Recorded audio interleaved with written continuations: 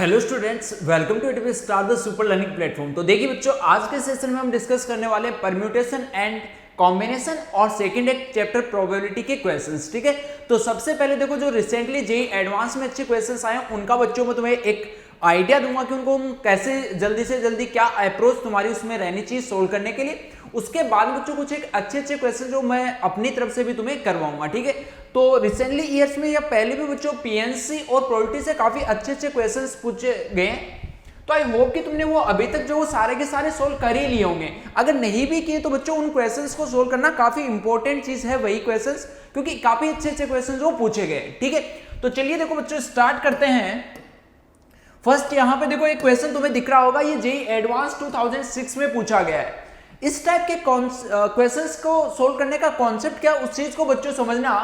यहां पे बोला गया R S T are the prime numbers and P Q are the positive integers such that LCM of P Q is R square T raise to power 4 S square, then the number of ordered pair P and Q. तो देखो बच्चों, अब यहां पे ये दो numbers है, इनका एलसीएम क्या आना चाहिए, आर स्क्वायर आना चाहिए। अब दो नंबर्स का एलसीएम आर स्क्वायर कैसे कैसे आ सकता है, वो सारी पॉसिबिलिटीज बच्चों देखना। सपोज इन दोनों में से अगर ये अपने पास में आर स्क्वायर आ जाए और अगर यहां पे आर की पावर 0 आ जाए तो इसका एलसीएम क्या आएगा, आर स्क्वायर। और क्या पॉसिबिलिटी है, ये आर स्क्वायर हो जाए बच्चों, ये आर की पावर 0 हो जाए और यहां पे आर स्क्वायर आ जाए तो भी एलसीएम आर स्क्वायर। अगर यहां पे आर स्क्वायर हो, यहां पे आर की पावर 1 हो तो भी एलसीएम आर स्क्वायर। यहां पे आर की पावर 1, यहां पे आर स्क्वायर हो तो भी एलसीएम आर स्क्वायर। और एक पॉसिबिलिटी है कि दोनों ही अपने पास में आर स्क्वायर आ जाए। ये 5 पॉसिबल वेज है अपने पास में बच्चों, जब पी और क्यू का एलसीएम जो वो कितना आएगा अपने पास, आर स्क्वायर। आर स्क्वायर के लिए बच्चों 5 वेज हैं। इन 5 को हम हमेशा ऐसे लिखते हैं, 2 इंटू में जो पावर है वो +1। तो सिमिलर वे में जो s है उसकी भी पावर 2 है, तो यहां पे देखो इसके जो नंबर ऑफ वेज होंगे वो क्या होंगे, 2 इंटू 2 + 1, अगेन सेम ही होगा एस स्क्वायर। यहां पे t की पावर 4, तो अब देखो तुम इसको लिख के भी देख सकते हो कि t की पावर 4 कब कब आ सकता है। बट अब डायरेक्टली मैं बच्चों तुम्हें फंडा बता रहा हूं कि जो भी इसकी पावर होगी, जो भी नंबर की पावर होगी उसको 2 से मल्टीप्लाई करके उसमें 1 ऐड कर दो, उतने ही पॉसिबल वे से वो किसी दो नंबर्स का एलसीएम हो सकता है। तो ये देखो कितना आ गया, 5 into 5 into 9 that is equals to 225। That means option c is the correct answer. अब देखो इस क्वेश्चन के बारे में सोचो। अब इसमें यहां पे जैसे एलसीएम है, और क्वेश्चन क्या फॉर्म कर सकता है कि सपोज ऐसा भी बोल देता वो कि नंबर्स का जो एचसीएफ है वो भी कुछ दे रखा होता कि एचसीएफ जो वो सपोज बच्चों ऐसा मान लो कुछ कि आर है ना, आर है, टी स्क्वायर है और एस, इस टाइप से मान लो। तो अब अपने को एचसीएफ भी चेक करना पड़ता, तो फिर अपने को क्या लिखना पड़ता कि ऐसे कौन कौन से नंबर्स क्या क्या हम ले सकते हैं जिनका एलसीएम आर स्क्वायर है और एचसीएफ जो बच्चों क्या है, आर। अब एचसीएफ एच आर आने का मतलब कि एटलीस्ट एक आर अपने पास, तो फिर उस केस में अपने पास बच्चों 2 ही पॉसिबल वेज होते, यही 2 पॉसिबल ऑर्डर्ड पेयर्स होते जब इन दोनों नंबर्स का अपने पास में एलसीएम जो आर स्क्वायर होता और एचसीएफ बच्चों कितना आता, आर। Clear funda. चलिए फिर नेक्स्ट क्वेश्चन।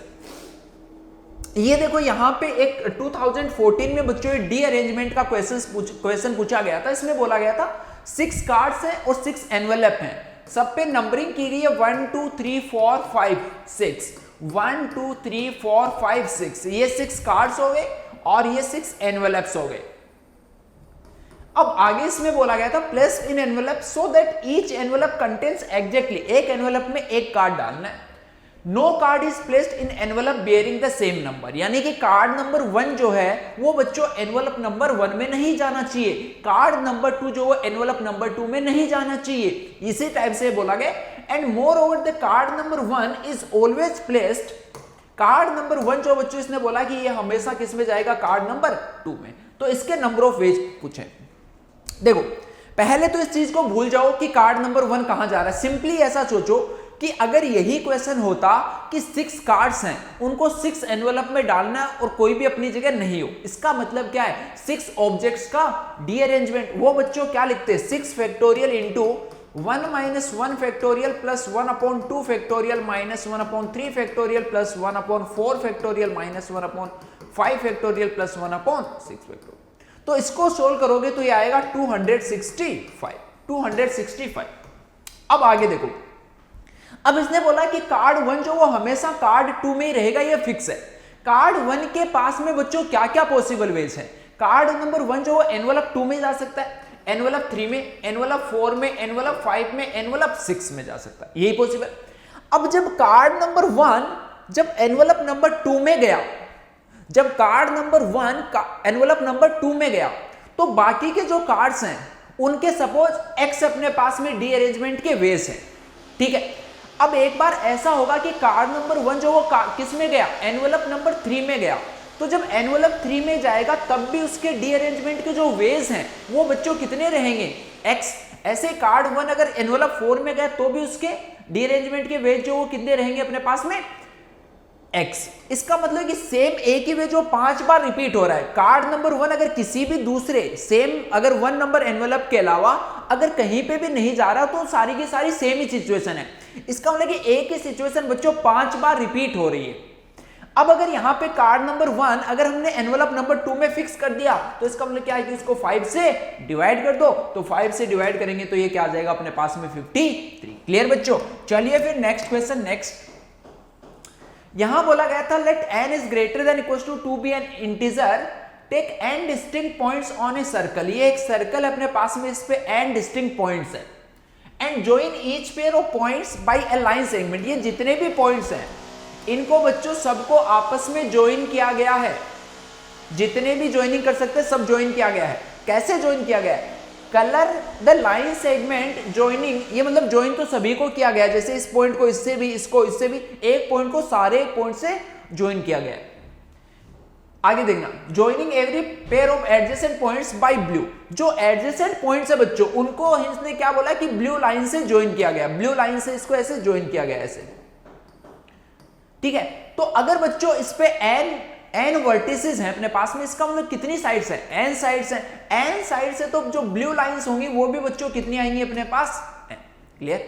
आगे देखो, एंड रेस्ट बाय रेड, ये जो एडजेसेंट है उसको ब्लू से और इसके अलावा जितनी भी उनको रेड से, तो रेड बच्चों कितना होगा, टोटल बच्चों n पॉइंट जो है, टोटल n पॉइंट से कितनी लाइंस फॉर्म होती हैं, टोटल अगर n पॉइंट्स अपने पास है तो उससे नंबर ऑफ लाइंस जो वो कितनी आएंगी, nc2 लाइंस आएंगी। अरे यस और नो, तो nc2 जो लाइंस है उनमें से n जो वो तो क्या होंगी, इसी की साइड्स होंगी, तो ये आ गया nc2 माइनस n। आगे क्वेश्चन को रीड करो, if the number of red and blue line segment are equal, blue जितनी है उतना ही क्या बोला इसने कि रेड है, यानी n इज इक्वल टू इसने बोला है बच्चों nc2 if the number of red and blue line segment are equal, ठीक है। तो ब्लू n थी अपने पास में और ये क्या है nc2 माइनस n, तो n में एक इक्वेशन आ गई बच्चों, यहां से इजीली सोल्व करके किसकी वैल्यू हम फाइंड कर सकते हैं, n जो उसकी वैल्यू फाइंड की जा सकती है। क्लियर? चलिए फिर अगला क्वेश्चन। तो देखो बच्चों यहां पे इस क्वेश्चन में क्या बोला गया था, let x be a set with exactly 5 elements and y a set with exactly 7 elements. एक सेट x अपने पास में यहां पे गिवन है और एक सेकंड सेट जो वो y गिवन है। तो x में देखो क्या बोला गया, कोई भी 5 एलिमेंट्स है a b c d e और यहां पे 7 एलिमेंट्स तुम्हें गिवन थे 5 6 7। अब आगे देखना, if alpha is the number of 1 1 functions, तो सबसे पहली चीज तो देखो 1 1 फंक्शन अपने पास में क्या होते हैं कि यहां से एक एलिमेंट, कोई भी दो एलिमेंट जो उनकी सेम इमेज जो है यहां पे नहीं मिलनी चाहिए। और एक चीज यहां पे एक एलिमेंट जो होगा वो एक ही एलिमेंट के साथ कनेक्ट हो सकता है। तो टोटल अगर 5 एलिमेंट्स है तो सबसे पहले यहां से देखो कितने एलिमेंट चाहिए, टोटल 5 एलिमेंट्स अपने को चाहिए। तो 7 में से कोई भी 5 एलिमेंट जो सेलेक्ट कर लो। अब सेलेक्ट करने के बाद में क्या होगा, 5 है उनको 5 वे से अरेंज कर सकते हो। एक तरीके से क्या हो गया कि 5 ऑब्जेक्ट्स हैं उनको 5% में तुम्हें अरेंज करना है, तो इसके वेज आगे 5 फैक्टोरियल। क्लियर? ये अल्फा। बीटा बच्चों क्या बोला गया, number of onto function from y to x। ये यहां पे देखो y के अंदर एलिमेंट्स है 1 2 3 4 5 6 7 और यहां पे एलिमेंट्स है x के अंदर a b c d e। अब क्या करना है, y से x में onto function. Onto function का मतलब क्या हो गया कि रेंज जो कोडोमेन के इक्वल आनी चाहिए, यानी कि सारे के सारे एलिमेंट जो कनेक्ट होने चाहिए। या फिर अगर इसको दूसरे पीएनसी की लैंग्वेज में बोले तो क्या बोल सकते हैं, 7 ऑब्जेक्ट्स हैं, डिफरेंट ऑब्जेक्ट्स, इनको 5% में डिवाइड करना है। तो ये कितने वे से कर सकते हो, तो ऑब्वियस सी बात है कि पहले ग्रुप फॉर्म कर लो, ठीक है। इसको देखो 2 वे से कर सकते हो एक वे मैं बता रहा हूं, दूसरे मेथड से बच्चों कर सकते हो कि टोटल, पहले इसके टोटल जितने भी कॉम्बिनेशन है, जैसे फर्स्ट वाले एलिमेंट के पास टोटल 5 चॉइस है, सेकंड के पास अगेन 5 चॉइस, तो टोटल 5⁻7 में से अब तुम्हें माइनस करने हैं जब इनमें से एक एलिमेंट ऐसा हो जो किसी के साथ कनेक्ट नहीं हो, फिर जब दो एलिमेंट हो, ठीक है। तो इस वजह से भी कर सकते हो, principle of inclusion and exclusion. और दूसरा क्या होगा कि ग्रुप इसके फॉर्म कर सकते हो कि 7 को 5 में कैसे कैसे डिवाइड हम कर सकते हैं। तो देखो एक वे हो गया कि किसी 2 को 2 मिल जाए और बाकी 3 को 1 एक वे अपने पास में क्या हो सकता है कि एक को 3 मिल जाए और बाकी 4 को 1 ये दो ही पॉसिबल वेज अपने पास होंगे। अब इसको तो सिंपली क्या कर सकते हो, ये अपने पास में 2 फैक्टोरियल, ये दो बार आ रहा है तो इसकी वजह से 2 फैक्टोरियल, ये 3 बार आ रहा है 3 फैक्टोरियल, ये और सिमिलर वे में बच्चों इसको अरेंज कर दो, ठीक है। तो ये सिंपल सा क्वेश्चन था, ये ऑलरेडी तुम कर चुके होगे। तो बस इसके अंदर मेन कॉन्सेप्ट क्या है कि number of onto functions का मतलब होगा कि कुछ एक डिफरेंट ऑब्जेक्ट्स हैं उसको कुछ एक नंबर ऑफ पर्संस में डिवाइड करना है। क्लियर? चलिए फिर देखो नेक्स्ट क्वेश्चन। ये बच्चों एक क्वेश्चन पूछा गया था जेईई एडवांस 2018 में, ठीक है। तो ये भी काफी एक आसान सा क्वेश्चन था। इसमें बोला गया था कि 6 बॉयज हैं अपने पास और 5 गर्ल्स हैं। अब फर्स्ट इसने देखो अल्फा 1 बोला भी the total number of ways in which the committee can be formed such that the committee has 5 members. तो देखो 5 मेंबर्स है और इसने बोला एग्जैक्टली 3 बॉयज होने चाहिए और 2 गर्ल्स होने चाहिए।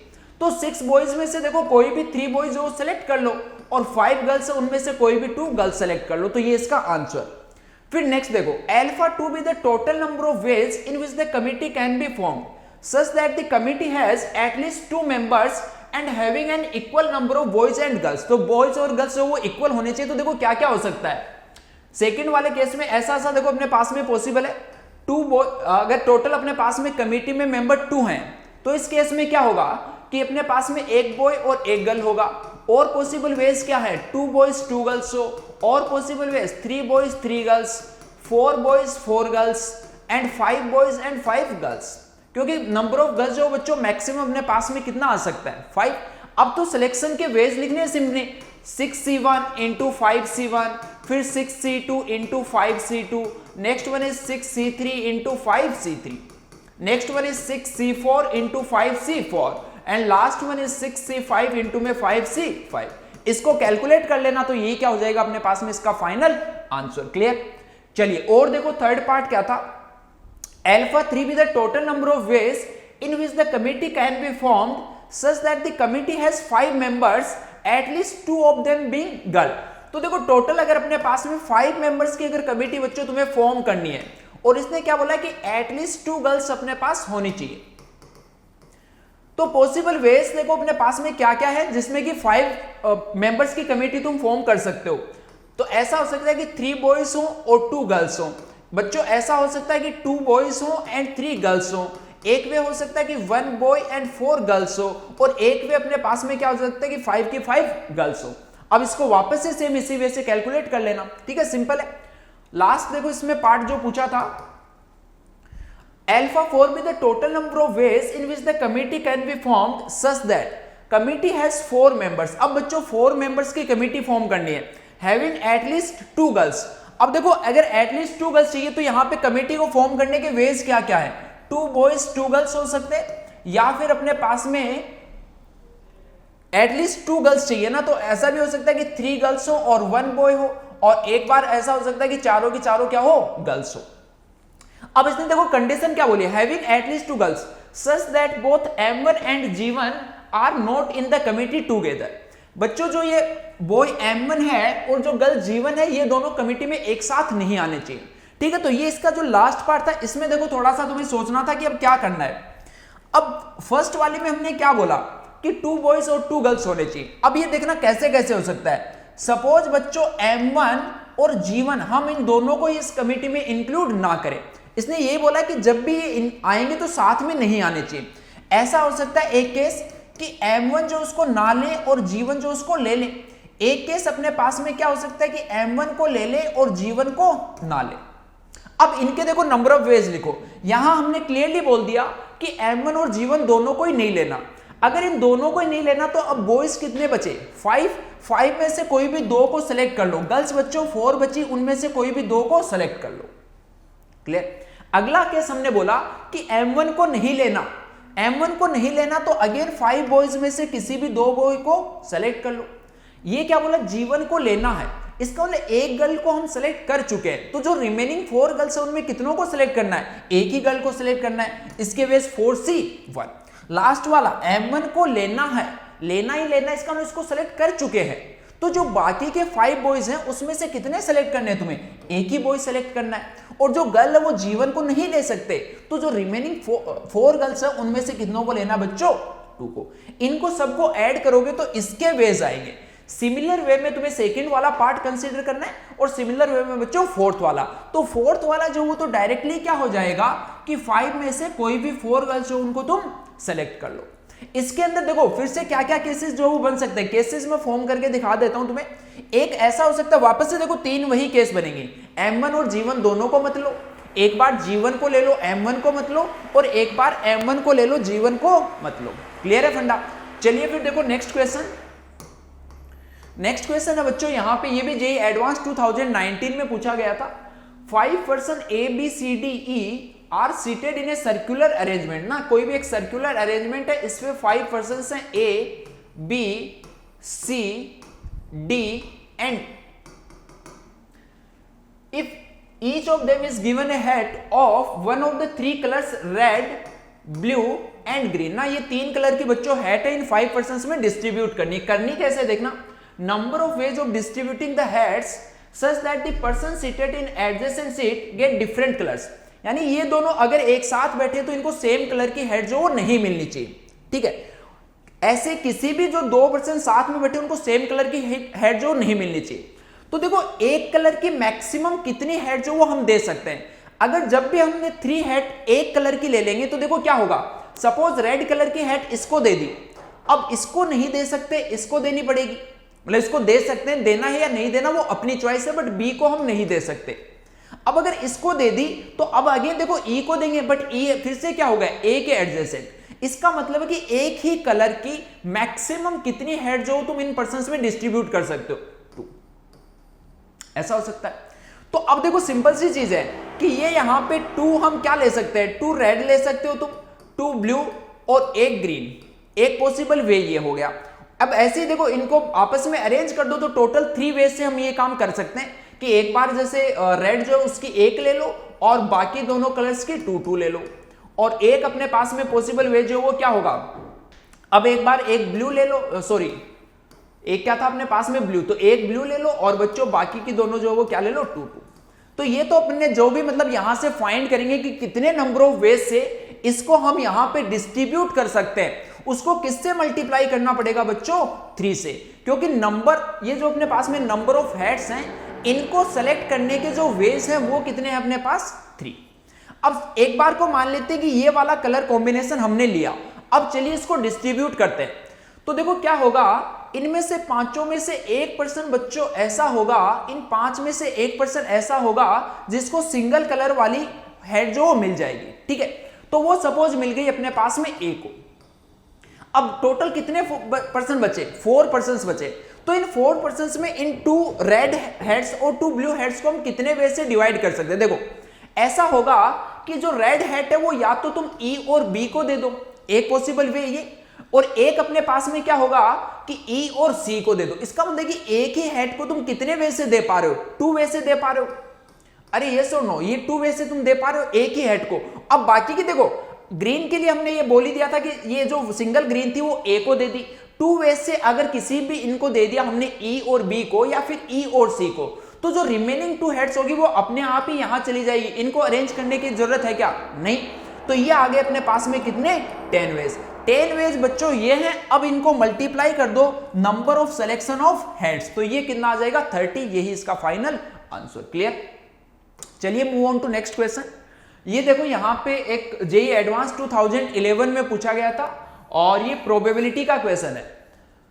ठीक है, तो इसको ऑलरेडी देखो तुम कर भी चुके होगे अब तक। एक बार हिंट में दे देता हूं कि क्या करना था तुम्हें एक्चुअल में।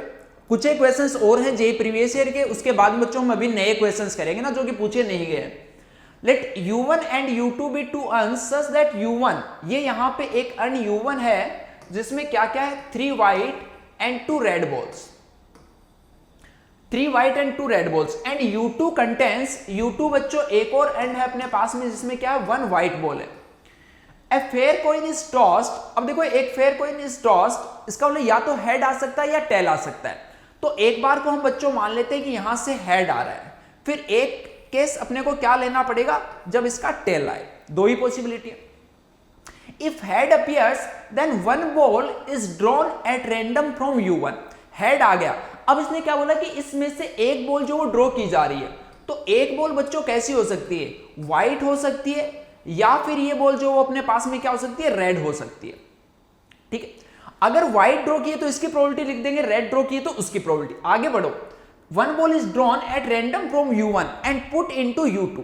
अब बच्चों ये जो बॉल हमने ड्रॉ की है वो किस एंड में डालनी, U2 में। तो देखो U2 में ऑलरेडी कितनी थी, एक व्हाइट बॉल थी। अगर यहां से व्हाइट निकला तो U2 एंड, ये U2 एंड में बच्चों कितनी होगी, 2 व्हाइट बॉल्स।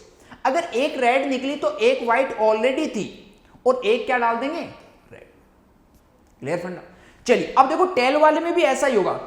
आगे क्या बोला गया, if tail appears then 2 balls are drawn, अगर टेल आया तो बच्चों U1 से कितनी बॉल्स निकालनी है, 2।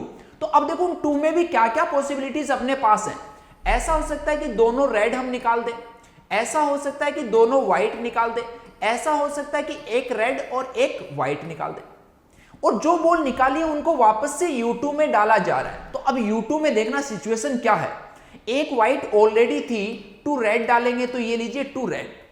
यहां पे क्या होगा, 2 व्हाइट अगर ड्रॉ हुई है तो ये यहां पे 3 व्हाइट। अगर एक व्हाइट एक रेड ड्रॉ हुई है तो 2 व्हाइट एंड 1 रेड, ये अपने पास बच्चों। अब देखो इसकी प्रोबेबिलिटीज लिख दो, अभी ये जो हमने किया इसकी प्रोबेबिलिटी लिख दो। जो अपने पास में कॉइन था उसको टॉस किया तो इसकी प्रोबेबिलिटी अपने पास में कितनी थी, 1/2। अब इसमें से क्या हुआ, एंड 1 U1 से व्हाइट बॉल निकलने की प्रोबेबिलिटी बच्चों कितनी है, 3/5। फिर यहां से देखो 1/2, यहां से रेड निकलने की प्रोबेबिलिटी थी बच्चों 2/5। ये अपने यहां तक लिखिए। इसके बाद में देखो आगे और बोला गया, now 1 ball is drawn at random from U2। तो देखो इसको भी मैं साथ ही कंसीडर कर देता हूं ताकि बार बार बच्चों तुम्हें इसको ना करना पड़े, इसको भी देखो यही कर देते हैं। अब इसने क्या बोला, फाइनल इतना करने के बाद में एक और बॉल जो वो अन U2 से निकाली गई है, और वो क्या है देखो आगे के जो क्वेश्चंस है इसके बेसिस पे बताना कि वो बॉल व्हाइट है तब क्या होगी, तो व्हाइट के बारे में बेसिकली पूछा गया है। तो देखो इसमें से ऐसा हो सकता है कि एक व्हाइट निकाले, इसमें से एक व्हाइट निकलने की प्रोबेबिलिटी क्या होगी, इसमें से एक व्हाइट, इसमें से एक व्हाइट, एक बॉल जो निकाल ले उसकी प्रोबेबिलिटी बच्चों अब अपने को लिखनी है। तो देखना जरा अब क्या होगा, अब इसकी क्यूमुलेटिव प्रोबेबिलिटी अपने को लिखनी है। सबसे पहली बार हमने क्या किया, जो कॉइन था उसको टॉस किया, हेड आया, उसकी प्रोबेबिलिटी 1/2। उसके बाद में उसमें से व्हाइट बॉल निकली, तो व्हाइट बॉल निकलने की प्रोबेबिलिटी यहां से कितनी आ रही है, 3/5। उसके बाद में क्या हो गया कि एंड 2 जो था उसमें दोनों व्हाइट बॉल्स हैं। अब दोनों व्हाइट बॉल में से अगर एक व्हाइट बॉल निकालनी तो इसकी प्रोबेबिलिटी, ये क्या हो गया, श्योर इवेंट हो गया, इसकी प्रोबेबिलिटी 1। आगे चलो फिर से देखो, जब कॉइन को टॉस किया था उसकी प्रोबेबिलिटी 1/2, अगर इसमें से रेड निकलती है उसकी प्रोबेबिलिटी 2/5। अब यहां पे एंड 2 में एक व्हाइट और एक रेड है, इसमें से एक व्हाइट निकलने की प्रोबेबिलिटी बच्चों अगेन कितनी, 1/2। चलिए फिर नेक्स्ट देखना, अगर टेल आया तो उसकी प्रोबेबिलिटी भी 1/2, बट इस बार बच्चों इस एंड में से 2 रेड बॉल हमने निकाली है। यहां पे टोटल कितनी थी, 2 रेड बॉल्स थी, तो ऊपर तो आएगा अपने पास 2C2, नीचे टोटल 5 बॉल्स थी, तो 5 में से 2 को सेलेक्ट करने की प्रोबेबिलिटी 5C2। अब अगेन इस एंड में क्या हो गया, एक व्हाइट और 2 रेड बॉल्स है, इनमें से अगर एक व्हाइट निकालनी इसकी प्रोबेबिलिटी 1/3। सिमिलर वे में यहां पे आ जाओ 1/2, 2 व्हाइट बच्चों यहां से निकालनी है तो 3C2 डिवाइड बाई अगेन क्या कर दोगे, 5C2। अब 3 व्हाइट हो गई, उनमें से एक व्हाइट निकालना, अगेन श्योर इवेंट। फिर से देखो लास्ट वाले केस में क्या है, 1/2। अब क्या निकालनी है, एक रेड एक व्हाइट, यानी 3C1 into 2C1 divided by 5C2 into में अब यहां से एक व्हाइट निकले तो 1/3। ये बच्चों अपने पास में मेन पर्पस था। तो मेन चीज क्या होती है कि इस टाइप के क्वेश्चन जब भी आते हैं तो हमेशा ट्राई करो कि उनको तुम ट्री डायग्राम जो एक बार बना सको। एक बार ट्री डायग्राम बन गया तो उसके बाद सारे क्वेश्चंस को इजीली सोल्व कर सकते हो। जैसे यहां पे पूछा गया probability of the drawn ball from U2 being white, तो U2 बीइंग व्हाइट का मतलब क्या हो गया, इन सबको ऐड कर देना, ये फाइनल आंसर। ठीक है, और नेक्स्ट पार्ट में था क्या था, given that the drawn ball from U2 is white, तो यहां पे गिवन दैट आ रहा है, इसका मतलब क्या है, conditional probability. Given that the drawn ball from U2 is white, the probability that had appeared on the coin. तो ये भी काफी आसान है ना। नीचे तो क्या आ जाएगा इसके अंदर बच्चों, इस वाले में नीचे तो देखो इसको जो कैलकुलेट किया वो आ जाएगा डिनोमिनेटर में पूरा पार्ट, और ऊपर न्यूमरेटर में क्या आएगा कि जब हमने कॉइन जो था उसको टॉस किया तो हेड आया, हेड के करस्पॉन्डिंग वाइड निकलने की प्रोबेबिलिटी, तो ऊपर वाला पार्ट क्या हो जाएगा ये वाला, ये, और नीचे बच्चों जो फर्स्ट क्वेश्चन का आंसर था वो आ जाएगा, तो ये क्या हो जाएगा इसका फाइनल आंसर। क्लियर। चलिए फिर आगे देखो नेक्स्ट क्वेश्चन यहां पे फिर से बोला गया if toss two fair coins ना, एक कोई पर्सन है ए, वो फेयर कॉइन है उसको 2 टाइम्स टॉस कर रहा है, बी जो उसको 3 टाइम्स कर रहा है, the game is won by the person who throws greater number of heads. ठीक है, ये तो काफी आसान सा पैराग्राफ था, ये तो मैंने ऐसे ले लिया इसको। ए जो वो 2 टाइम्स कर रहा है ना, और क्या बोला गया कि जिसने भी ए ने 2 टाइम्स टॉस किया, बी ने 3 टाइम टॉस किया, जीतेगा कौन, जिसके ज्यादा नंबर ऑफ हेड्स होंगे। In case of the tie game is continued. अगर बच्चों गेम टाई हो गया तो उसके बाद में गेम जो और आगे चलता रहेगा, जैसे कोई एक जीता वहीं game finish. Under identical rules until someone wins, जब तक कोई एक जीतता नहीं है तब तक ये प्रोसेस जो लगातार चलता रहेगा ना। अब इसके बेसिस पे आंसर्स देने थे, तो ये मतलब सिंपल सा क्वेश्चन था, इसमें कुछ भी डिफिकल्ट नहीं है। Probability of the event that a wins the particular game, तो ए कब जीतेगा, जब टॉस करेगा उसके नंबर ऑफ हेड्स जो वो ज्यादा आने चाहिए। तो देखो क्या क्या पॉसिबिलिटी है, ए जो है उसके दोनों हेड आ जाए, और ऐसे केस में बी जो है उसके क्या होगा, अब बी के 2 हेड नहीं आने चाहिए, 2 हेड आ गए तो गेम जो वो क्या होगा, टाई होगा। तो 1 हेड इसके मैक्सिमम आ सकता है, बाकी दोनों पे टेल आ जाए। और क्या हो सकता है बच्चों, यहां पे फिर से दोनों हेड आ जाए और इसके पास में तीनों ही टेल आ जाए, तब भी तो ए जीत जाएगा। और क्या क्या हो सकता है, इस पे 1 हेड और 1 टेल आ जाए और यहां पे तीनों जगह टी आ जाए, तब भी ए जीतेगा। तो अब देख लो हेड और टेल दोनों की प्रोबेबिलिटी कितनी है, 1/2, तो ये 1/16, 1/16, 1/16, तो आंसर कितना आ जाएगा इसका 3/16 ना। बाकी 2 क्वेश्चन जो वो भी बच्चों खुद से सोल्व करने, आसान क्वेश्चन है। नेक्स्ट क्वेश्चन पे चलते हैं। ये देखो अगेन एक काफी बड़ा सा क्वेश्चन यहां पे गिवन था, जेई एडवांस 2019 यानी लास्ट ईयर में ही पूछा गया था। यहां पे बच्चों इंफॉर्मेशन अपने को गिवन है 3 बैग्स के बारे में, B1, B2 एंड B3।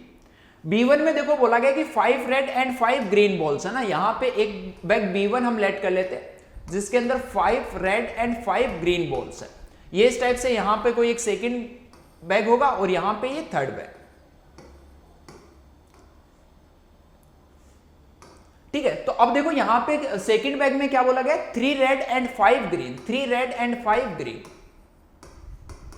और एक लास्ट अपने पास में जो बैग था B3, उसमें 5 red 3 green, 5 red and 3 green. चलिए आगे देखो, क्वेश्चन को रीड करो। क्वेश्चन जैसे से जो जो चीज बोलता जा रहा है वही प्रोसेस जो करते जाओ। आगे देखना, bags B1, B2 and B3 have probabilities 3/10, 3/10 and 4/10 respectively of being chosen.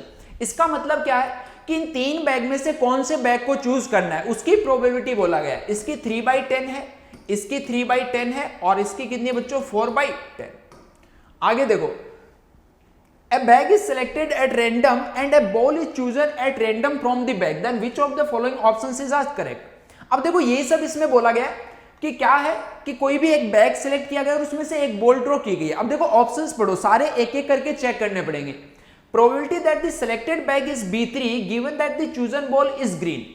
अब देखो इसका मतलब क्या है कि यहां से, अब देखो सारे केसेस तुम्हें कंसीडर करने पड़ेंगे कि यहां से एक बार रेड निकले, एक बार ग्रीन निकले, इसकी प्रोबेबिलिटी लिखो। अब रेड की जैसे प्रोबेबिलिटी क्या लिखोगे कि पहले तुमने बैग को सेलेक्ट किया, उसकी प्रोबेबिलिटी 3/10, फिर यहां से रेड बॉल निकल रही है तो रेड बॉल निकलने की प्रोबेबिलिटी बच्चों कितनी है, 5/10। सिमिलर वे में यहां पे भी क्या आ जाएगा, 3/10 इंटू में 5/10। इसमें करोगे तो फिर से देखो वही रेड और ग्रीन, तो बैग को सेलेक्ट करने की 3/10, रेड को सेलेक्ट करने की 3/8, और यहां पे 3/10 इंटू में 5/8। एक बार इसकी भी देखो फाइंड कर लो, रेड और ग्रीन की, तो ये क्या आएगा 3/10, 5/8, और ये आ गया 3/10 इंटू में 3/8। ये एक एक बॉल निकलने की प्रोबेबिलिटी हमने लिख ली, बैग सेलेक्ट हो गया और बॉल जो वो एक निकल चुकी है, कौन से कलर की निकली है वो सारी प्रोबेबिलिटी हम लिख चुके हैं। अगला देखो, अब इसमें बोला गया probability that the selected bag is B3। ठीक है, कंडीशन क्या है कि बैग B3 जो सिलेक्ट हुआ है, given that the chosen ball is green, chosen ball is green, green. तो अब देखो कि ग्रीन जो वो यहां पे किस किस से निकली है, ग्रीन की प्रोबेबिलिटी बच्चों क्या है, यहां से ये आ रहा है 15/10, यहां से ग्रीन की आ रही है अपने पास में कितनी 15/8, सॉरी ये 100, ये 80, और लास्ट वाले से अपने पास में ग्रीन की आ रही है 9/80। ठीक है, तो अब इसको देखो सिंप्लीफाई कर लो, 3 में 3 ये तो अपने पास में कितना बन गया 3/20, जो वो हर जगह से कॉमन आ गया 3/20। तो यहां से क्या बचेगा 5/5, 5 यहां से कितना आएगा, ये 5 बनेगा। नेक्स्ट वाले से क्या बनेगा 20, यहां से बाहर आ गया, 4 बच गया, यहां पे 5, और नेक्स्ट वाले से 3/4 ना, इसको अब सिंप्लीफाई कर लेना 1, और ये 8/4 2 3 9/20 ना, ये ऐसा कुछ आ गया।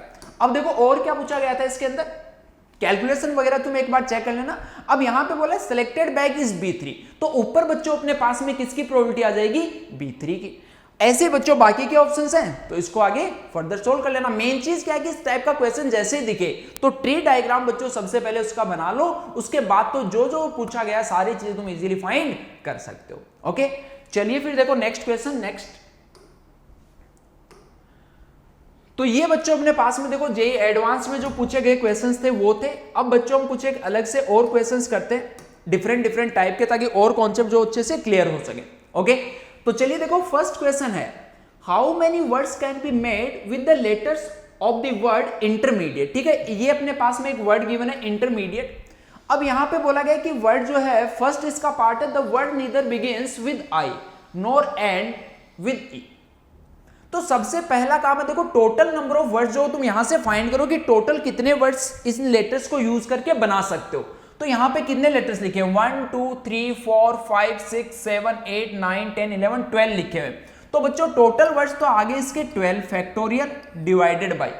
अब देखो कि रिपीट जो वो कौन कौन हो रहा है, जैसे आई 2 टाइम्स आ रहा है, आई 2 टाइम्स आ रहा है। उसके अलावा बच्चों और रिपीट देखो कौन कौन हो रहा है, एन अपने पास में एक ही बार आएगा, एन एक ही बार आ रहा है। उसके बाद में टी जो वो 2 टाइम्स आ रहा है, तो टी टी ये लिख लीजिए। ई जो बच्चों 3 टाइम्स आ रहा है, तो ई ई ई ऐसा लिख दिया हमने। उसके बाद में आर, आर जो वो एक ही बार आ रहा है। अगेन एम जो वो भी एक ही बार आ रहा है, डी भी एक ही बार आ रहा है, और ए जो वो भी बच्चों कितनी बार आएगा ए। तो ये टोटल देखो 2 2 4 3 7 एंड 5 12 लेटर्स हो गए।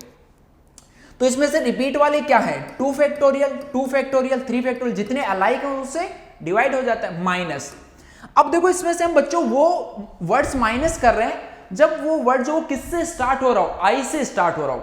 तो आई से स्टार्ट होने वाले टोटल कितने लेटर्स कितने वर्ड्स बना पाओगे, आई को पहली पोजीशन पे फिक्स कर दो। अब कितने लेटर्स बचे 11, 11 को अरेंज करने के वेज 11 फैक्टोरियल। इनमें 2 बच्चों एक जैसे 2 फैक्टोरियल, 3 एक जैसे उसकी वजह से 3 फैक्टोरियल माइनस। अभी तो और कौन से माइनस करने हैं, जब ई से वो एंड हो रहा हो। तो ई से एंड होने वाले वर्ड्स कितने बनेंगे, ई को बच्चों लास्ट पोजीशन पे फिक्स कर दो। अब बाकी के 11 लेटर्स हैं उनको 11 फैक्टोरियल से हमने अरेंज किया। 2 आई की वजह से 2 फैक्टोरियल, 2 टी की वजह से 2 फैक्टोरियल। क्या ये इसका फाइनल आंसर होना चाहिए? नहीं बच्चों, देखो इसमें थोड़ी सी मिस्टेक क्या है, हमने ये बोल दिया कि जो आई से स्टार्ट होने वाले थे वो माइनस कर रहे हैं, ई से एंड होने वाले थे वो माइनस कर रहे हैं। बट इसमें एक देखो कुछ एक चीजें जो वो डबल टाइम्स काउंट हो रही है। कौन सी चीजें काउंट हो रही हैं, जब हमने यहां पे बोला कि ये वो वर्ड्स हैं जो कि किससे स्टार्ट होंगे, आई से, तो इसका मतलब इसमें वो वाले वर्ड जो वो भी तो इंक्लूड हो गए जो कि ई से एंड हो रहे हैं। सिमिलर वे में ये वो वर्ड्स थे जो ई से एंड हो रहे थे, तो इसमें वो वर्ड्स भी तो काउंट हो गए जो आई से स्टार्ट हो रहे हैं। इसका मतलब सेम ही वर्ड जो यहाँ पे 2 बार बच्चों हम माइनस कर चुके, तो उनको वापस ऐड करना पड़ेगा। अब वो ऐड करने वाले जो वर्ड्स हैं वो कौन से हैं, वो ऐसे वर्ड्स हैं जो स्टार्ट आई से होंगे और एंड जो बच्चों किससे होंगे, ई से। तो आई से स्टार्ट और ई से एंड होने वाले वर्ड्स क्या आएंगे, टोटल 12 में से 2 ये माइनस कर दो, तो ये आ गया 10 फैक्टोरियल। अब बच्चों रिपीटेशन क्या है, 2 टाइम्स टी है उसकी वजह से 2 फैक्टोरियल, 2 टाइम्स ई बचेगा उसकी वजह से 2 फैक्टोरियल। ये क्या हो जाएगा इसका फाइनल आंसर ना, इसको सिंप्लीफाई कर लेना। और देखो next, the vowels and consonants alternate in the words ना, तो ये तो आसान सा पार्ट है ना, वोवेल्स एंड कॉन्सोनेंट। तो वोवेल्स देख लो इसके अंदर पहले कौन कौन से वोवेल्स अपने पास में बच्चों, आई आई, ई ई ई, ये सारे हो गए वोवेल्स। इसके अलावा और कौन सा वोवेल है, वोवेल ए। और बाकी के सारे, ये टोटल कितने लोग हैं, 6 अपने पास में वोवेल्स है और 6 कॉन्सोनेंट्स है, सारे अल्टरनेटिव आने चाहिए। इसका मतलब क्या होगा कि 6 प्लेसेस पे पहले किसी भी को भी तुम अरेंज कर दो, चाहे वोवेल्स को कर दो चाहे कॉन्सोनेंट्स को। तो 6 वोवेल्स को अगर तुम अरेंज करोगे तो कितने वे, 6 फैक्टोरियल, 2i को 2 फैक्टोरियल, और ये यहां पे कितना आ गया अपने पास में 3 फैक्टोरियल। अब 6 पोजीशन पे ये हो गए तो रिमेनिंग 6 पोजीशंस पे कौन होगा, कॉन्सोनेंट्स, उनको अरेंज करने के वे 6 फैक्टोरियल। कॉन्सोनेंट में बच्चों सिर्फ टी जो रिपीट हो रहा है उसकी वजह से 2 फैक्टोरियल। अब देखो यहां पे क्या होता है कि जल्दबाजी में हम यही फाइनल आंसर लिख देते हैं, बट इसमें क्या है कि कुछ केसेस जो वो और काउंट होंगे, वो और कौन से काउंट होंगे, हमने यहां पे जब ये बोला कि 6 पोजीशन इसके लिए फिक्स कर दी, तो इसका मतलब है कि हम फर्स्ट पोजीशन से स्टार्ट कर रहे हैं, ठीक है। या तो तुम इसको ऐसे करते कि इन 6 को हम अरेंज किया जब वोवेल्स को, तो टोटल वहां पे गैप्स जो वो क्रिएट हुए बच्चों 7, तो उन 7 में से 6 गैप को तुम्हें सेलेक्ट करना था।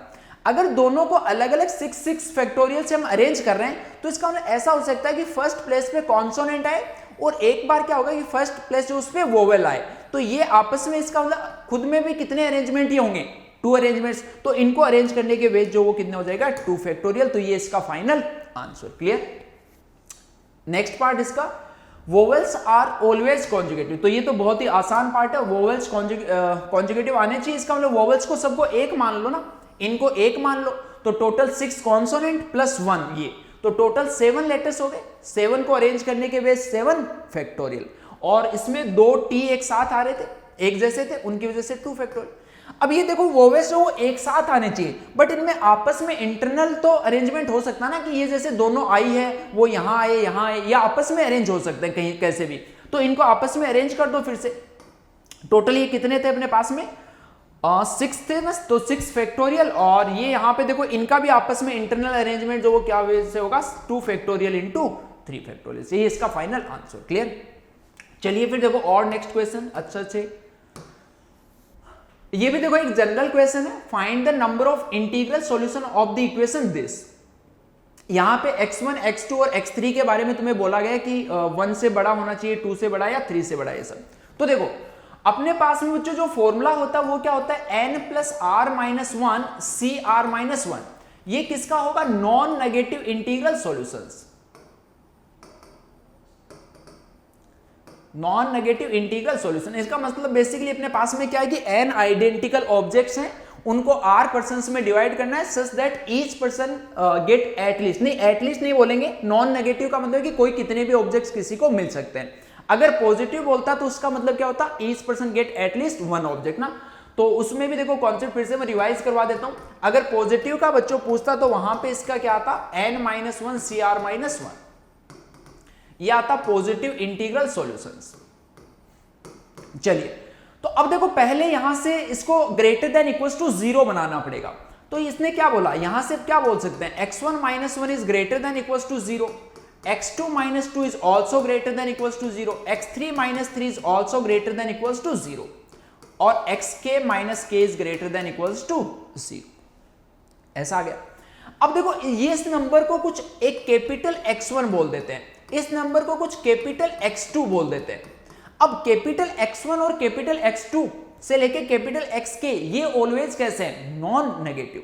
तो देखो x1 - 1 की वैल्यू थी कैपिटल x1, तो x1 की वैल्यू अगर यहां पे डालें तो वो क्या आ रही है, x1 + 1, next x2 + 2, next x3 + 3, से लास्ट में बच्चों ये क्या आएगा, xk + k, और ये अपने को क्या बोला गया था, ये सब n के इक्वल।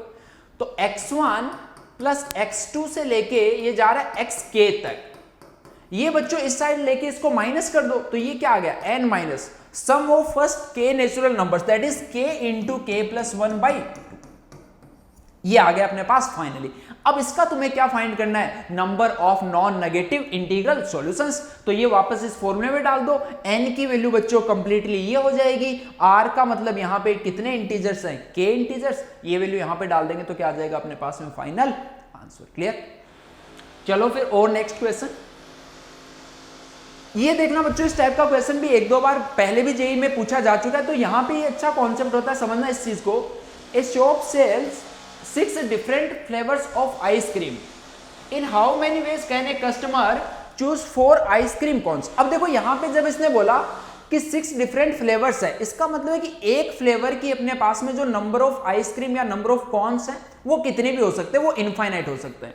अब इसने जैसे फर्स्ट वाले में पूछा है they are all of different colours, ठीक है, अपने को कितने चाहिए, 4 आइसक्रीम के कॉन चाहिए, और अपने पास में फ्लेवर कितने, 6 फ्लेवर्स है ना। Suppose X1, X2, X3, X4, X5 and X6, ये 6 फ्लेवर्स है, और इन 6 फ्लेवर्स के बच्चों कितनी आइसक्रीम चाहिए, 4।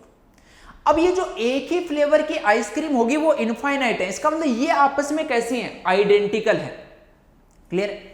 अब देखो यहां से जो 6 फ्लेवर्स हैं इनमें से अभी अपने को ये नहीं पता कि जो 4 है वो तो क्लियर है कि इनमें से 6 में से कोई 4 फ्लेवर्स जो वो अपने को चाहिए। तो इसका मतलब कि पहले तो ये काम कर लेते हैं कि 6 में से हमने 4 को फ्लेवर को सिलेक्ट कर लिया, क्योंकि चारों जो वो डिफरेंट फ्लेवर्स की होनी चाहिए। अब अगर 6 में से 4 फ्लेवर को चूज कर लिया तो अब देखो अब क्या कर सकते हैं कि अब आगे अपने को क्या करना है कि एक फ्लेवर की हम कितनी आइसक्रीम जो लेंगे। तो क्लियर सी चीज है कि अगर 6 फ्लेवर में से हमने 4 फ्लेवर सेलेक्ट कर लिए और इसने ये बोला कि they are all of different flavours, तो अब तो एक ही वे बच गया कि जो हमने 4 फ्लेवर चूज किए उनमें से सब में से क्या कर लो, एक एक आइसक्रीम जो तुम सेलेक्ट कर लो। तो इसके वेज तो सिंपली यही हो जाएंगे। क्लियर। अब सेकेंड वाला पार्ट को समझना, they are not necessarily of different flavours. अब क्या बोला बच्चों कि इनमें से ये डिफरेंट फ्लेवर की होना जरूरी नहीं है। तो पहले तो देखो अगर 4 आइसक्रीम अपने को चाहिए, 4 आइसक्रीम चाहिए, इसका मतलब बच्चों क्या है कि फर्स्ट फ्लेवर की सपोज हमने मान ली कि X1 आइसक्रीम हमने सेलेक्ट की, सेकेंड फ्लेवर की X2 आइसक्रीम सेलेक्ट की, और लास्ट वाले फ्लेवर की हमने X6 आइसक्रीम सेलेक्ट की। अब इनका सबका सम जो वो कितना आना चाहिए, 4 आना चाहिए। सबका सम बच्चों कितना आना चाहिए, यहां पे 4। अब देखो इसमें बोला गया they are not necessarily of different flavour. इसका मतलब क्या है कि हो सकता है कि मैं X1 जो है पहला फ्लेवर जो उसी की चारों आइसक्रीम भी ले सकता हूं, और हो सकता है कि मैं इसकी एक भी आइसक्रीम ना लूं। इसका मतलब है कि X1 X2 से लेके X6 तक जो वो सारे के सारे कैसे होने चाहिए अपने पास में, greater than is equals to 0। इसका मतलब बच्चों अब ये क्वेश्चन किसका बन चुका है, number of non negative integral equation, number of non negative integral solution of an equation. ये देखो अभी अभी हमने फॉर्मूला लिखा था, तो ये क्या होगा, n प्लस r का मतलब बच्चों यहां पे कौन है, 6 माइनस 1 सी आर माइनस 1। तो यही क्या हो जाएगा इसके अपने पास में फाइनल आंसर ना, ये कितना आएगा 9C5। तो यही बच्चों इसका सेकंड का फाइनल आंसर। अगला देखो, they contain only 3 different flavours. तो अब 3 डिफरेंट फ्लेवर जो उसको हम कैसे सेलेक्ट करें। पहली चीज तो यहां पे देखो जो 6 डिफरेंट फ्लेवर्स थे उनमें से कोई 3 डिफरेंट फ्लेवर जो बच्चों सेलेक्ट कर लो। थर्ड पार्ट को समझना, कोई भी 3 फ्लेवर हमने सेलेक्ट कर लिए, तो सिलेक्शन के वेज है किसके, फ्लेवर्स के। अब 3 फ्लेवर सेलेक्ट करने के बाद में एक फ्लेवर की हम कितनी आइसक्रीम ले रहे हैं ये भी अपने को चेक करना पड़ेगा। सपोज वो 3 फ्लेवर की बच्चों हमने एक की X1 आइसक्रीम ली, एक की X2, एक की X3, और टोटल नंबर ऑफ आइसक्रीम्स होती वो तो अभी भी कितनी रहेंगी, 4। अब ये देखो तीनों से आनी चाहिए। तीनों से आने का मतलब क्या है कि X1, X2, X3 जो है वो ऑलवेज क्या होना चाहिए, ग्रेटर देन इक्वल्स टू 1। अरे एक फ्लेवर की मिनिमम एक आइसक्रीम तो आनी चाहिए ना, तभी तो तीनों के तीनों फ्लेवर जो वो यूज होंगे। अब मिनिमम एक आनी चाहिए, इसका मतलब कौन से सॉल्यूशन फाइंड करने, पॉजिटिव इंटीग्रल सॉल्यूशन। उसका फॉर्मूला भी अभी भी लिखा था n-1 CR-1। तो ये कितना आ गया 3। तो 6C3 से हमने उसको सिलेक्ट किया था, और इसको अब वापस से कौन से फ्लेवर की कितनी आइसक्रीम लेनी है इसको सिलेक्शन, इसके सिलेक्शन के वेज क्या हो जाएंगे, 3।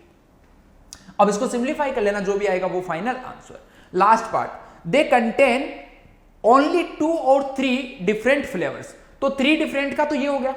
अब इसके अंदर 2 डिफरेंट फ्लेवर वाला बच्चों और ऐड कर देना। वो कैसे करेंगे, 6 में से कोई भी पहले 2 फ्लेवर जो वो सेलेक्ट कर लो।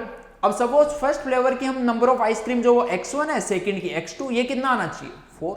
फिर से X1 और X2 यहां पे क्या है, ग्रेटर देन इक्वल्स टू 1। एक फ्लेवर की मिनिमम एक आइसक्रीम तो लेनी पड़ेगी, तभी तो दोनों फ्लेवर आएंगे। अब पॉजिटिव इंटीग्रल सॉल्यूशन फिर से फाइंड करने, यानी n-1 CR-1। तो ये लीजिए बच्चों, इसको 3 से मल्टीप्लाई कर दो, और यहां से जो आ रहा था थर्ड पार्ट का आंसर उसको इसमें ऐड कर देना। तो ये क्या होगा, इसका फाइनल आंसर। क्लियर। चलिए और फिर नेक्स्ट क्वेश्चन। नेक्स्ट क्वेश्चन देखो बच्चों, how many 15 letter arrangements of 5 A's 5 B's and 5 C have no A in the first 5 letter, no B in next 5 letters and no C in the last 5 letters. Question का मतलब समझ में आ गया कि यहां पे अपने पास में क्या 5 पोजीशंस है, सेकंड यहां पे 5 पोजीशंस है और यहां पे 5 पोजीशंस है. अब इसने क्या बोला है कि इन 5 प्लेसेस पे कुछ लेटर्स को अरेंज करना है. टोटल 15 लेटर्स हैं, बट इसने ये बोल दिया कि जो फर्स्ट अपने पास में 5 लेटर्स है इनमें एक भी ए नहीं आना चाहिए, यहां पे एक भी बी नहीं आना चाहिए और यहां पे एक भी सी नहीं आना चाहिए. अब देखो कैसे कैसे हम कर सकते हैं. इसने बोला कि यहां पे एक भी ए नहीं आना चाहिए, तो क्या क्या आ सकता है, पांचों बी आ सकते हैं बच्चों, पांचों बी यहां पे आ सकते हैं. अगर यहां पे पांचों बी आ गए, यहां पे कौन नहीं आना चाहिए, देखो ऊपर ही लिख देते हैं, यहां ए नहीं आ सकता, यहां बी नहीं आ सकता और यहां सी नहीं आ सकता. तो पांचों बी फर्स्ट वाले पे आ जाए, यहां पे पांचों सी आने पड़ेंगे फिर, और यहां पे पांचों ए. ये हो गया. और देखो अब केस हम काउंट करते हैं सारे. ऐसा हो सकता है कि बच्चों यहां पे 4 बी आ जाए, तो बचा हुआ एक अपने आप ही कौन आएगा, सी को ही आना पड़ेगा, क्योंकि ए जो वो तो आ नहीं सकता. अब 4 बी अगर यहां पे आ चुके हैं तो बी यहां पे तो आ नहीं सकता, इसका मतलब रिमेनिंग बी जो उसको यहां पे आना पड़ेगा, 1 बी को. यहां पे सी नहीं आ सकता तो चारों सी को यहां पे आना पड़ेगा. यहां पे बचे हुए ए देखो अब यहां पे एक लेटर ऑलरेडी आ चुका है, तो रिमेनिंग 4 कौन आएगा, ए आएगा, और जो एक ए बचा वो यहां पे. क्लियर. और देखो इसी वजह से कैसे सारे काउंट करते जाओ, 3 बी आ सकते हैं, 2 सी. अब जब 3 बी और 2 सी यहां पे आ गए तो यहां क्या आएगा, 3 सी एंड 2 ए, और रिमेनिंग अपने पास में 2 बी और 3 ए जो वो यहां पे आ जाएंगे. और पॉसिबल वेज बच्चों, नेक्स्ट केस यहां पे 2 बी आ जाए, यहां पे 3 सी, तो बाकी के 2 सी 3 ए यहां पे आएगा, और यहां पे क्या बचेगा अपने पास में 3 बी एंड 1 ए. और बच्चों अब एक बी आ जाए यहां पे, एक बी 4 सी, तो एक बचा हुआ सी यहां पे आना पड़ेगा, 4 ए, एक बी एंड 4. सॉरी ये देखो यहां पे एक की मिसकाउंटिंग हुई, यहां पे 2, और नंबर ऑफ ए यहां पे कितना आएगा, 1 यहां पे आ चुका है, तो बी जो 4 बचे ना, 4 बी बचे और एक ए बच गया, ऐसा आ गया. और पॉसिबल केस अपने पास में क्या होगा, पांचों बी यहां पे आए थे, अब हो सकता है कि पांचों सी जो वो यहां आ जाए, पांचों ए यहां पे आ जाए, पांचों बी यहां पे. ये बच्चों पॉसिबल केसेस हैं. अब इनके नंबर ऑफ वेज जो वो तो देखो लिख ही सकते हो. फर्स्ट 5 प्लेस में बच्चों बी आना चाहिए, एक तरीका, इसका भी एक तरीका, इसका भी एक तरीका, तो ये तो आगे एक ही वे होगा इसका. यहां पे पहले 5 प्लेसेस पे 4 बी और 1 सी आना चाहिए, यानी 5 factorial upon 4 factorial into 1 factorial. यहां पे भी बच्चों सेम ये केस रहेगा, तो इसकी पावर कितनी लिखते हैं, 3. फिर से यहां पे तीनों केस सेम है, तो 5 फैक्टोरियल उनमें से 3 अलाइक एंड 2 अलाइक, तो 3 फैक्टोरियल 2 फैक्टोरियल का क्यूब. फिर से यहां पे भी सेम वही case, 5 factorial upon 3 factorial 2 factorial का क्यूब. यहां पे बच्चों 5 factorial upon 4 factorial into 1 factorial का क्यूब, और लास्ट में इसका वापस से 1. ये जो अपने पास में वेज आ रहे हैं इन सबको क्या कर देंगे, ऐड कर देंगे, और वही क्या हो जाएगा अपना फाइनल आंसर. ठीक है, चलिए फिर देखो नेक्स्ट क्वेश्चन. नेक्स्ट यहां बोला गया 6 white and 6 black balls of the same size are distributed among 10 different urns. Balls are alike except for the color and each uns can hold any number of balls. Find the number of distribution of the balls so that there is at least one ball in each un. ठीक है, तो देखो बच्चों ध्यान से समझना, काफी अच्छा क्वेश्चन है ये. क्या बोला गया कि 6 व्हाइट एंड 6 ब्लैक बॉल्स है, और अपने पास में नंबर ऑफ अंस वो कितने 10 है. तो एक पॉसिबल वे तो क्या होगा कि अपने पास में जो 9 अंश हैं, 9 अंश हैं उनमें सब में एक एक बॉल डालते जाओ. ठीक है ना, 9 अंश में एक एक बॉल डालते जाओ, और जो लास्ट वाला एक एंड होगा उसमें डाल दो बच्चों 3 बॉल्स, इसमें 3 बॉल्स डाल दो. इसके नंबर ऑफ वेज जो देखो क्या होंगे. अब ये जो 3 बॉल हमने डाली इसमें भी देखो चेक करना पड़ेगा कि 3 बॉल हम कौन कौन सी डाल सकते हैं. तो एक तो केस ऐसा हो सकता है कि इसके अंदर जो लास्ट वाला एंड था उसके अंदर बच्चों तीनों व्हाइट बॉल आ जाए. एक केस ऐसा हो सकता है कि तीनों ब्लैक बॉल आ जाए. एक केस ऐसा हो सकता है कि एक व्हाइट और 2 ब्लैक बॉल आए, और एक केस अपने पास में क्या हो सकता है कि एक ब्लैक और 2 व्हाइट बॉल्स आए. ये पॉसिबल वेज है. अब देखो इसको लिख दो, इसके वेज जो वो कितने लिखोगे, जैसे क्लियरली पता है कि पहले तो जो एक एंड अपने पास में ऐसा होगा जिसके अंदर नंबर ऑफ बॉल जो कितनी होंगी 3, तो उस एंड को सेलेक्ट करना पड़ेगा कि ऐसा कौन सा एंड होगा, उसके बेस होंगे 10C1। अब देखो अगर इसके अंदर बच्चों 3 व्हाइट बॉल्स आ रही हैं तो जो यहां पे 9 एंड्स थे उनमें क्या आया होगा, उनमें 3 व्हाइट बॉल्स आई होंगी और 6 ब्लैक बॉल्स आई होंगी। अब 3 व्हाइट और 6 ब्लैक बॉल्स को 9 डिफरेंट अंश में अरेंज करने के वेज क्या होंगे, 9 फैक्टोरियल, और जो बच्चों अलाइक है उसकी वजह से divide by 3 factorial into 6 factorial. फिर 3 ब्लैक है तो उसका भी सेम ही वे होगा, ये तो चाहे तीनों व्हाइट हो चाहे तीनों ब्लैक हो, ये अपने पास में सेम रहेगा। फिर से एक व्हाइट, तो एंड को तो सिलेक्ट अभी भी करना पड़ेगा। अब अगर एक व्हाइट हमने इस वाले एंड में यूज की है तो यहां पे 9 एंड में कितनी व्हाइट रहेंगी बच्चों, 5 व्हाइट रहेंगी, और ब्लैक कितनी रहेंगी, 4 ब्लैक रहेंगी। तो इनको वापस से अरेंज करने के ways 9 factorial upon 5 factorial into 4 factorial, और जो बच्चों ये लास्ट वाला केस है इसका भी 10C1 इंटू में 9 factorial divided by 5 factorial into 4 factorial. ये अपने पास में एक फर्स्ट केस हो गया जब एक एंड में अपने पास में 3 बॉल होंगी और बाकी के जितने भी अंश हैं उनमें सब में एक एक बॉल। और देखो बच्चों क्या क्या पॉसिबिलिटी अपने पास में, और क्या क्या पॉसिबिलिटी अपने पास। सेकंड, ऐसा हो सकता है कि जो 8 अंश हैं अपने पास, 8 अंश हैं उनके अंदर 1-1 बॉल आए, और जो रिमेनिंग 2 है उनके अंदर 2-2 बॉल्स आए। इसके अलावा देखो और कभी भी कोई केस जो पॉसिबल नहीं होगा, 2 ही केस होंगे। बट अब ये केस जो इसके अंदर अपने आप में और आगे केसेस बन जाएंगे कि ये हम किस किस वे से इसको कर सकते हैं। तो देखो किस किस वे से बच्चों इसको किया जा सकता है। पहली चीज तो यहां पे क्या है कि 2 बॉल इस एंड में आनी है और 2 बॉल इस एंड में आ रही है, तो ये बॉल जो कैसे कैसे आ सकते हैं। ऐसा हो सकता है कि दोनों ही एंड में क्या आए, दोनों में ब्लैक ब्लैक बॉल्स आए। एक सेकेंड केस क्या हो सकता है कि दोनों में व्हाइट व्हाइट आए। और क्या क्या हो सकता है, एक एंड में बच्चों अपने पास में ब्लैक हो और दूसरे में व्हाइट हो। और क्या क्या हो सकता है, देखो और पॉसिबल केसेस अपने पास में क्या क्या है। एक में बच्चों ब्लैक हो दोनों, और एक में व्हाइट और एक में ब्लैक हो। एक क्या हो सकता है, एक में दोनों व्हाइट हो और एक में व्हाइट और एक में व्हाइट और एक ब्लैक हो। और क्या क्या पॉसिबल वेज है, एक में व्हाइट और एक में ब्लैक और दूसरे में भी एक व्हाइट और एक ब्लैक। ये बच्चों अपने पास में पॉसिबल केसेस है। अब देखो इनकी काउंटिंग करते हैं कैसे होगा ये। जैसे यहां पे सबसे पहले तो ये 2 एंड जो ऐसे हैं जिनमें 2-2 बॉल्स आ रही, तो वो कौन से 2 एंड होंगे, सारे डिफरेंट है, तो इनको सेलेक्ट करने के वेस हो गए अपने पास में 10C2।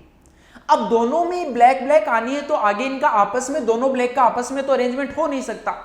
अब जब यहां पे 4 ब्लैक बॉल आ चुकी है तो यहां पे क्या रहा होगा, 2 ब्लैक बॉल रही होंगी और 6 व्हाइट बॉल्स रही होंगी। इनको 8 अंश में अरेंज करने के वेज जो वो क्या होंगे, 8 factorial upon 2 factorial into 6 factorial.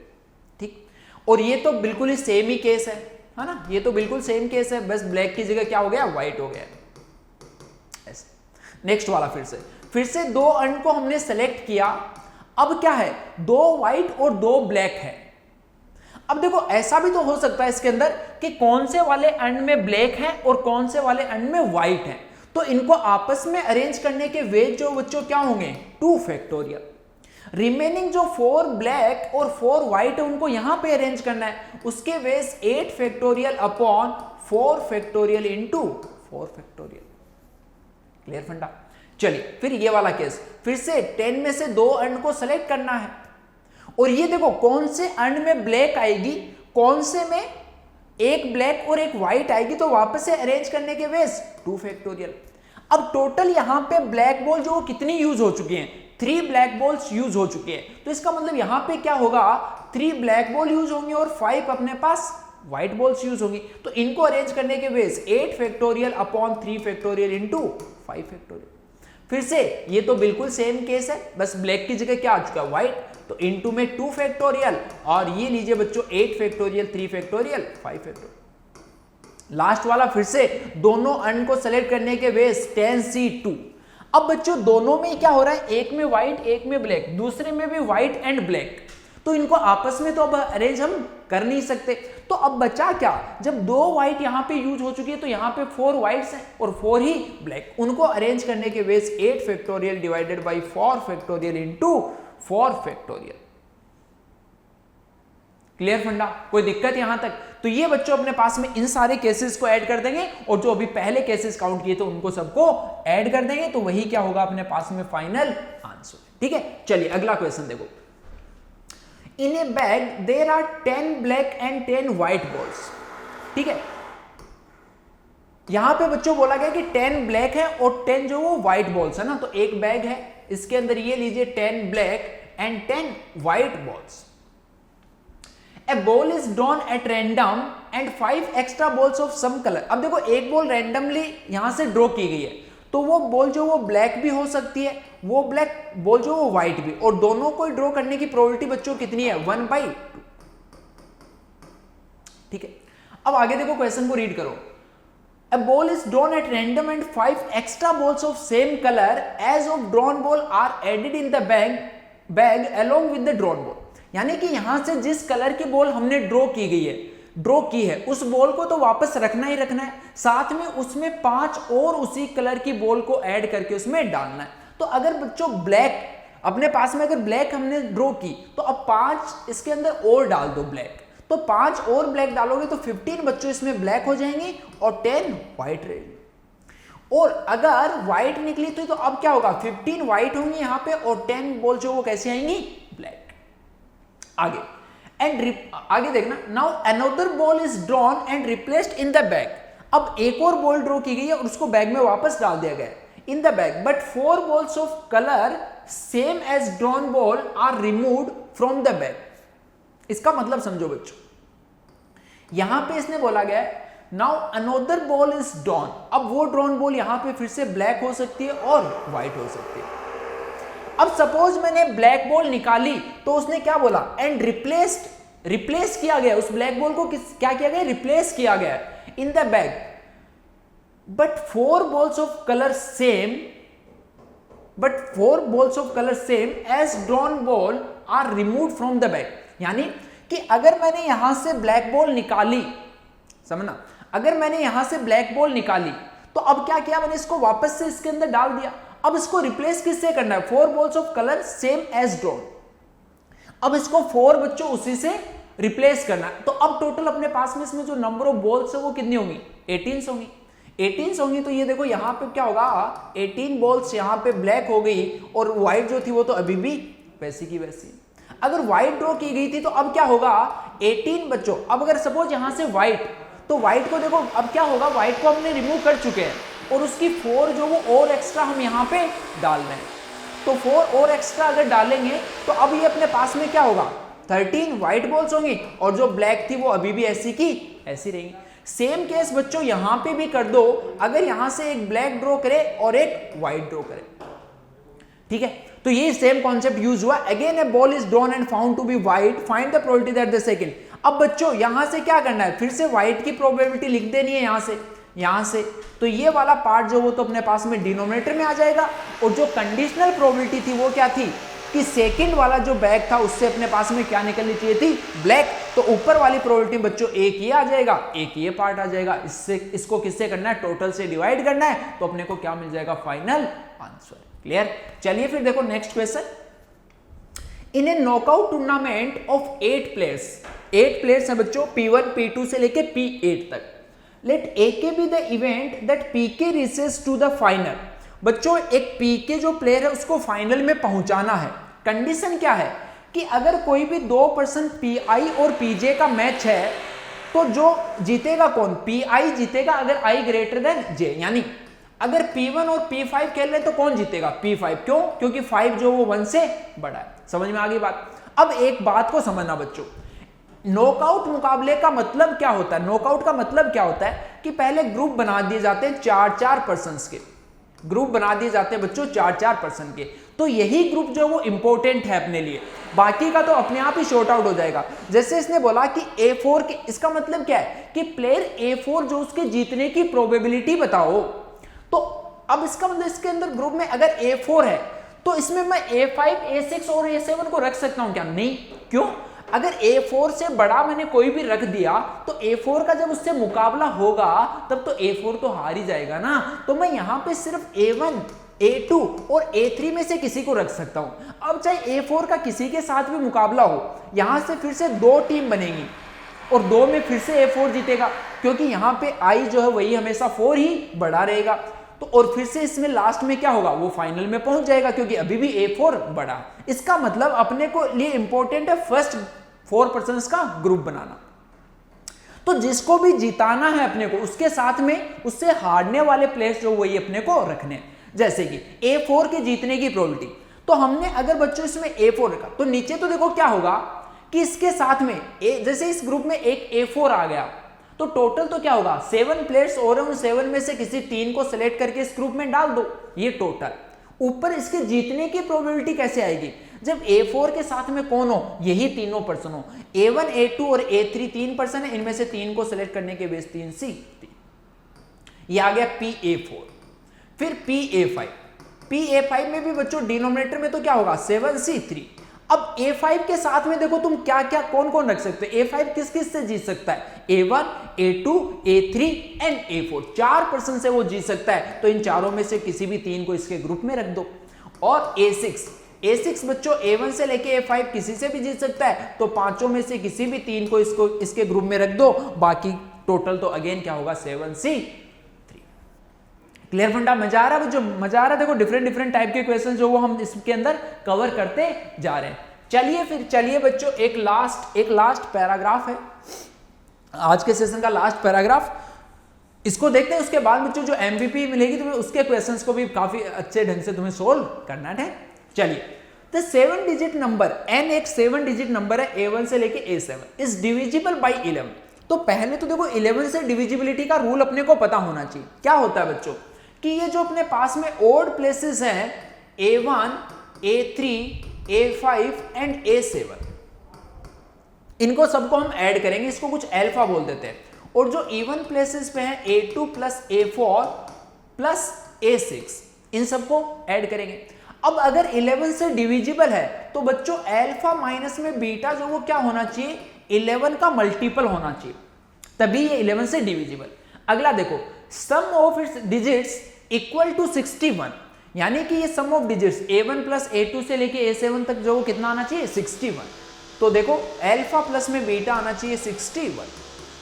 अब बच्चों एक बात को सुनना बड़े ध्यान से, सबसे बड़ी डिजिट अपने पास में कौन सी होती है 9 होती है। 9 को अगर यहाँ पे 9 7 टाइम्स आ जाए तभी इन डिजिट्स का सम जो मैक्सिमम आएगा, और वो कितना आएगा 63 आएगा। अपने को क्या चाहिए 61।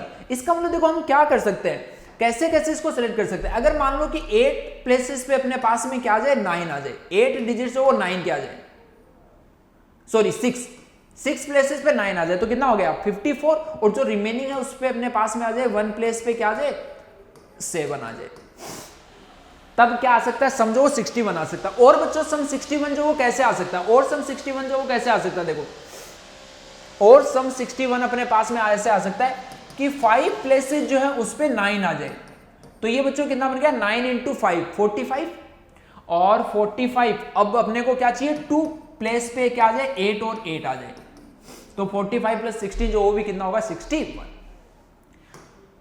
अच्छा देखो इसके अंदर बच्चों एक इंफॉर्मेशन जो मिसिंग है, वो भी तुम ऐड कर दो, divisible by 11 and sum of digits equal to 61, divisible by 11 and 25 कर दो इसको, डिविजिबल बाई 11 एंड 25। ध्यान से सुन लेना बच्चों, क्वेश्चन में मिस्टेक है चेंज कर लेना कि ये जो नंबर है वो 11 और 25 दोनों से डिविजिबल होना चाहिए। ठीक है, अब समझो 25 से बच्चों कौन सा नंबर डिविजिबल होगा, एक ऐसा नंबर जिसकी लास्ट 2 डिजिट्स जो है, ध्यान से समझना, एक ऐसा नंबर जिसकी अगर लास्ट की 2 डिजिट 25 से डिविजिबल है तभी वो पूरा नंबर जो 25 से डिविजिबल होगा। तो 7 डिजिट का ये नंबर था 325227। तो बच्चों क्या होगा इस प्लेस पे और इस प्लेस पे जो डिजिट आएंगे वो क्या होनी चाहिए अपने पास में 25 से डिविजिबल। तो एक ही अपने पास में पॉसिबल वे है बच्चों कि यहां पे कौन आए 7 आ जाए, क्या आ जाए यहां पे 7 आ जाए, और यहां पे क्या आ जाए बच्चों 5 को देखो हम ले सकते हैं क्या 5 को ले सकते हैं कि नहीं ले सकते? 9 पे ये 64 प्लस में 7 करेंगे तो 61 आ जाएगा, 54 प्लस 61। तो अपने पास में मतलब डिजिट्स है क्या क्या बेसिकली 999 है, और इसमें से तो देखो कभी 25 जो अपने पास में बनेगा ही नहीं ना, कभी अपने पास में 25 जो बनेगा ही नहीं, 75 अपने पास में कभी बनेगा ही नहीं ना। और 9 अगर यहाँ पे आ गया, 8 है, अच्छा बन जाएगा ना। देखो 1 7 यहाँ पे अपने पास में, बट 5 तो अपने पास होगा ही नहीं ना कभी। ये देखो कितना बन रहा था 64 5 प्लेसेस पे, और ये यहाँ से 45 प्लस में 75। 5 तो बच्चों हम कभी ले ही नहीं पाएंगे ना, 5 को कभी ले पाएंगे? 5 को जब अगर हम कभी सेलेक्ट ही नहीं कर पाएंगे तो इसका मतलब ये 25 से तो कभी डिविजिबल होगा ही नहीं। चलिए एक बार देखते हैं क्वेश्चन में कोई गलती तो नहीं। Smallest digit that can be use, ठीक है। तो फिर इसका मतलब ऐसा हो सकता है कि इसके अंदर 25 वाला कॉन्सेप्ट जो वो यूज ही ना हो रहा ना। और देखते हैं आगे फाइंड क्या करना है इसमें। A1 प्लस में A3 प्लस में A7, ठीक है चलो। तो मतलब ऐसा हो सकता है कि 25 जो उसको कंसिडर ये ना कर रहा हो ना। चलिए इसको तो फिर एक बार को बच्चों इसको हटा के सोल्व करते हैं कि 25 वाला फंडा अपने पास में नहीं है।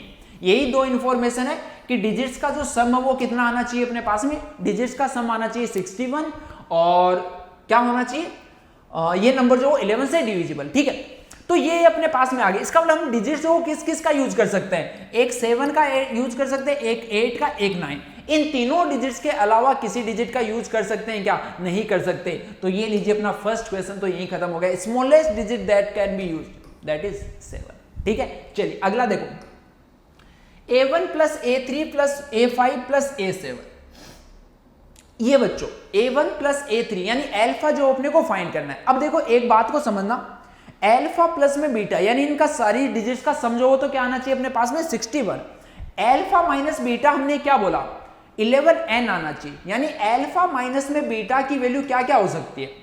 0 हो सकती है अल्फा माइनस में बीटा की वैल्यू, 11 हो सकती है, 22 हो सकती है, 33 हो सकती है, 44 हो सकती है, 55 हो सकती है, इसी टाइप से, ठीक है ना। अब 66 तो हो नहीं सकती क्योंकि नंबर्स का सम ही अपने पास में क्या है 61। अब ये चेक करना पड़ेगा कि इनमें से पॉसिबल कौन कौन सा है। यानी अल्फा प्लस बीटा 61 है। अब इनमें से बच्चों चेक करना पड़ेगा कि कौन कौन सा कॉम्बिनेशन पॉसिबल है, ठीक है। और अल्फा और बीटा यहाँ पे क्या है, ऑब्वियस सी बात है इंटीजर्स है। अगर देखो इस केस को अगर हम लेते हैं 61 और 0 को, तो अल्फा की वैल्यू क्या आ रही है? इंटीजर नहीं आ रही। इसका मतलब ये तो हम नहीं ले सकते। अगर इस वाले केस को लेते हैं अल्फा प्लस में बीटा को मान लिया हमने 61, अल्फा माइनस में बीटा को मान लिया बच्चों 11, ऐड कर दो तो 2 अल्फा इक्वल्स टू 72। तो अल्फा की वैल्यू आ गई यहां से 36, बीटा बच्चों कितना आएगा 25 आएगा इस केस में। ये अपने पास में पॉसिबल है क्या? अल्फा जो वो 36 यानी 4 डिजिट्स का सम जो वो कितना आना चाहिए 36। तो ये बच्चों सिर्फ एक केस में पॉसिबल है जब ये सारे 999 हो। इसके अलावा बीटा 25 का पॉसिबल होगा। अब ऑब्वियस सी बात है कि 4 9 यहां पे है, तो अब हम क्या क्या यूज और कर सकते हैं वो चीजें हैं। इन पे कितना आना चाहिए 25। कैसे आ सकता है 997। तो ये बच्चों अपने पास में नंबर जो फिक्स हो चुका है। अब देखो अल्फा प्लस बीटा को 61 ले लो और अल्फा माइनस बीटा 22, तो ये भी अपने पास में अल्फा और बीटा इंटीजर नहीं आएंगे, इसका मतलब पॉसिबल नहीं है। फिर 33 लोगे तब क्या आएगा, देखो दोनों को अगर ऐड करेंगे तो 94। अल्फा की वैल्यू ऐसे केस में 47 आ जाएगी। अब अल्फा देखो कभी 47 पॉसिबल है क्या? नहीं। अरे मैक्सिमम सम जो वही इनका 36 हो सकता है। तो सिर्फ एक ही कॉम्बिनेशन अपने पास पॉसिबल है, अल्फा जो उसकी वैल्यू 36 आए और बीटा जो उसकी वैल्यू अपने पास में क्या है 25। अब बच्चों सारे क्वेश्चंस का आंसर हम दे सकते हैं इजीली। देखो इसमें पूछा गया था A1 प्लस A3 कितना आया 36, ये लीजिए आंसर। अगला A2 प्लस A4 कितना आया था 25, ये लीजिए आंसर। मतलब मेन चीज क्या है उसके नंबर के बारे में सोचना। अब देखो जैसे मैंने तुम्हें सॉल्यूशन बताया तो उसके बाद में सोचना बहुत आसान है। मेन चीज क्या है बिना सॉल्यूशन बताए सोचना की अप्रोच जो क्या रहनी चाहिए, ठीक है बच्चों। लास्ट में एक और पार्ट है इसमें, नंबर ऑफ सच नंबर्स। ऐसे कितने नंबर जो वो हम बना सकते हैं। तो इसका आंसर कितना आ रहा है 6 आ रहा है। देख लो कैसे आएगा। A1 plus A1 A3 A5 A7 यहां तो फिक्स हो गया कि 999 आना है। A2 A4 A6 इसकी जगह कौन कौन आ सकता है 997। तो बच्चों ये 3 नंबर्स हैं, 3 नंबर्स हैं। तो तो 3 नंबर्स को देखो तुम कैसे कैसे अरेंज कर सकते हो, जब यहां पे 9 आ जाए, यहां पे 9 आ जाए और यहां पे क्या आ जाए 7 आ जाए, ठीक है। और क्या क्या आ सकता है, जब यहां पे 9 आ जाए, जब यहां पे 7 आ जाए और यहां पे कितना आ जाए 9 आ जाए, एक ही हो जाएगा। और एक अपने पास में क्या होगा, जब एक 7 आ जाए, एक यहां पे 9 आ जाए और एक यहां पे 9 आ जाए, ये था ना 9 9 18 7 25। तो ये बच्चों अपने पास में क्या आ जाएंगे, इसके 3 नंबर जो इस टाइप के हम फॉर्म कर सकते हैं। आंसर देखो इसका कितना देर का था, 6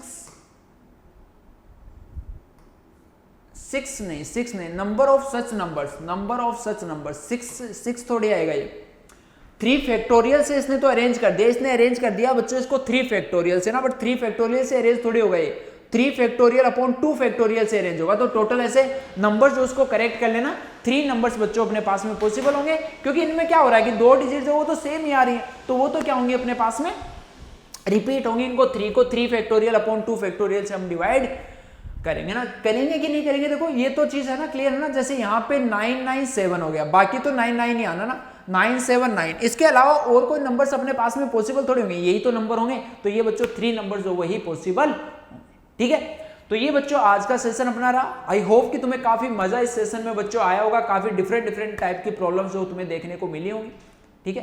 तो अब इसकी जो एमपीपी होगी उसको बच्चों अच्छे से सोल्व करना, ठीक है। चलिए फिर मिलते हैं नेक्स्ट लेक्चर में।